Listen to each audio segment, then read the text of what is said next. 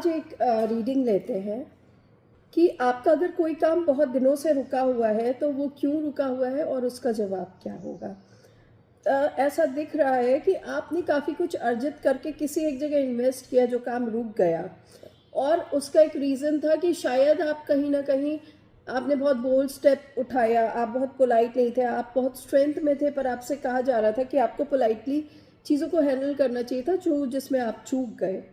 पर अब देखा जा रहा है कि उस काम को लेकर के आप उन चीज़ों को बहुत पोलाइटली हैंडल करेंगे, वो चीज़ें फिर आपके सामने आने वाली हैं, कुछ बातें होंगी, आप बैठेंगे उन बातों पे, तो आप एक एम्परर की एनर्जी के साथ हैं। इस काम में आपने बहुत मेहनत की, अब आपको लग रहा है ये पूरा होगा कि नहीं होगा, आप वहाँ से मूव आउट कर चुके हैं कि ठीक है जो होगा देखा जाएगा, पर कहा जा रहा है अब समय बदल रहा है।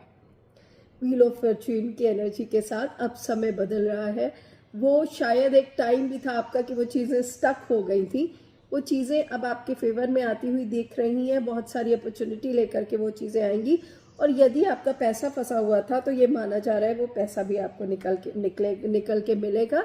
तो ये रीज़न था, शायद एक समय भी ऐसा था कि वो चीज़ वहाँ पे फंसनी थी, पर ये इतना सब होने के बावजूद भी आपने अपने को और कामों में ध्यान दिया, उस तरफ आगे बढ़े। इसलिए अब जो ये फंसी चीज़ें हैं आपके साथ, या कोई जवाब नहीं आ रहा है या कोई काम फंसा है, वो आपके फेवर में आता हुआ दिख रहा है। तो फिर ऊपर वाले की महिमा अपरंपार है, आप ये मान के चलिए समय सब कुछ सुधार देता है। तो फिर आपके लिए मैं दुआ करूँगी कि मेरी रीडिंग अच्छी हो, आपके को पूरी आपके ऊपर बैठे और आपकी चीज़ें आपके फेवर में होते हुए मिले। All the very best to you all.